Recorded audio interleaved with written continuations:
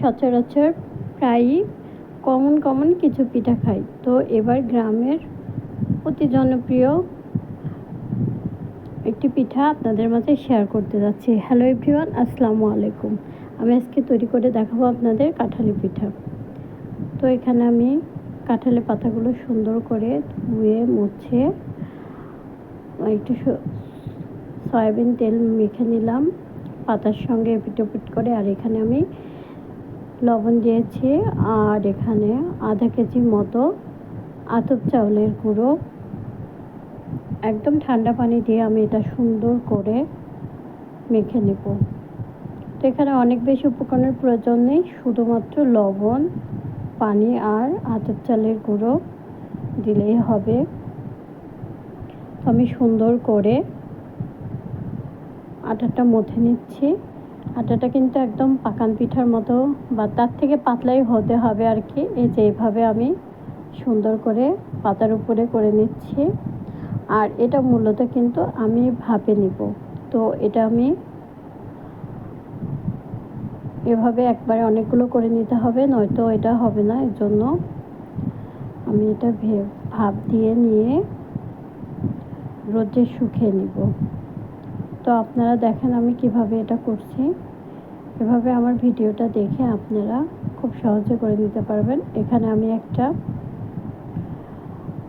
হাঁড়ি নিয়েছি। হাঁড়ির উপরে আপনাদের যে রাইস কুকারের যেটা ওটা দিয়েছি চালনাটা। এখানে পানি গরম টকবক করে ফুটছে, তার উপরে এটা দিয়েছে। আর এখানে আমি ঢাকা দিয়ে দিব। কিছুক্ষণ পর আবার ফিরে আসলাম, দেখুন ভাপানো হয়ে গেছে। ভাপা হয়ে গেলে কিন্তু একটা কালারই চলে আসে। আর এখানে পাতার থেকে এটা উঠে নিতে হবে। আর এখানে তেল মাখানো আছে যেহেতু, সেহেতু এটা খুব তাড়াতাড়ি সহজেই উঠে যাবে।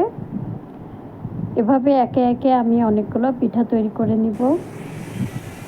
এই পিঠাগুলো আপনারা 6 মাস মতো এমনিতেই বয়মে ভরে সংরক্ষণ করে রেখে দিতে পারবেন, কোনো নষ্ট হবে না। শুধু ভালো রাখার জন্য মাঝে মাঝে একটু রোদে দিতে হবে। পিঠাগুলো দেখতে দেখেন কতটা সুন্দর।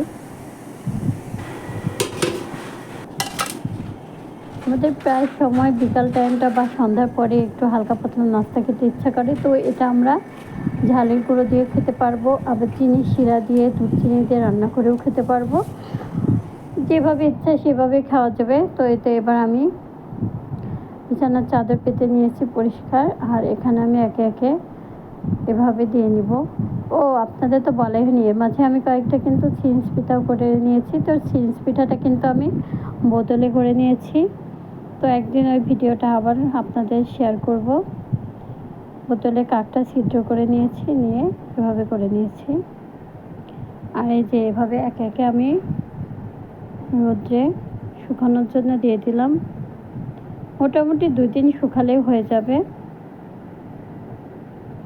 অবশ্যই আপনারা বাসাতে একবার ট্রাই করে দেখবেন, যেহেতু এখন প্রচণ্ড রোদ। আর এই তো আমার পিঠাগুলো এমন হয়েছে, দেখুন কত সুন্দর মনে হচ্ছে, একদম আস্ত গাছের পাতা। এর মাঝে কিন্তু আপনারা একটু মশলাও দিয়ে দিতে পারেন, যারা শুধু ভাজা খাবেন। তো এখানে আমি দুধ দিয়ে চিনি দিয়ে রান্না করব বলে ওগুলো আমি দিই না। কালো জিরাটাও দিতে পারবেন। এই যে আমি দুধ জ্বালিয়ে নিচ্ছি, আর এর মধ্যে এলাচ আর দারচিনি দিয়ে দিলাম। ঘন করে দুধ ঝালানো প্রায় হয়ে গেছে। আর এর মাঝে এখন আমি চিনি দিয়ে দিব। চিনিটা আপনারা পরিমাণ মতো কম বেশি করে দিয়ে নিতে পারবেন। আর আমি আদা একটা পাত্রে তেল দিয়েছি। আর তেল দিয়ে এবার আমি সুন্দর করে পিঠাগুলো ভেজে নিব।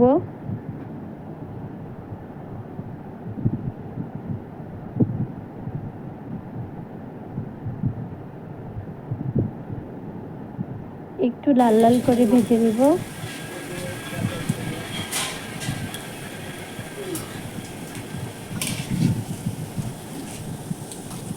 এভাবে আমি একের পর এক পিঠাগুলো তেলের মাঝে দিয়ে লাল লাল করে ভেজে নিয়ে উঠিয়ে নিব।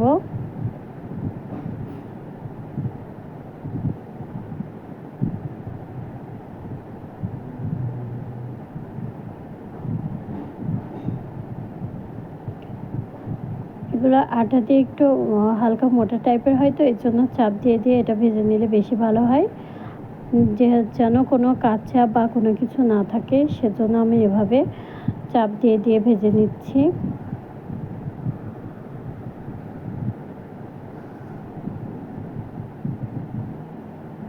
আমি একে একে পিঠা ভেজে নিয়ে একবারে দুধের মধ্যে দিচ্ছি না, দেখুন আমি একবারে পিঠাগুলো সব ভেজে নিচ্ছি, নিয়ে তারপরে আমি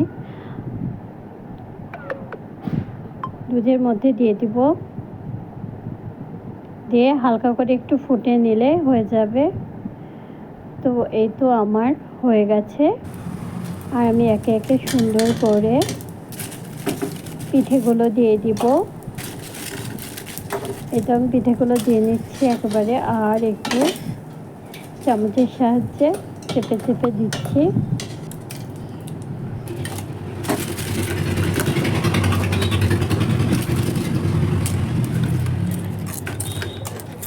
আগে দেখতাম গ্রামের মানুষরা প্রায় এই পিঠা তৈরি করতো প্রতি বছরই, বিশেষ করে এই পিঠাগুলো তৈরি করে ভাপিয়ে রোদে দিয়ে ভালো মতো শুকানোর জন্য। এখন যে রোদটা হচ্ছে, এই রোদটা বেশি প্রয়োজন, আর এভাবে বানিয়ে তারা খেতেও দেখতাম। তো আমি কিন্তু কখনো সেভাবে বানিয়ে নিই, অন্যেরটা দেখছিলাম, বড়দেরটা দেখে দেখে।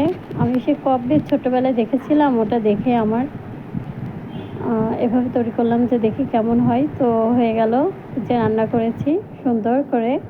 ভালো থাকবেন, সুস্থ থাকবেন, আল্লাহ হাফেজ।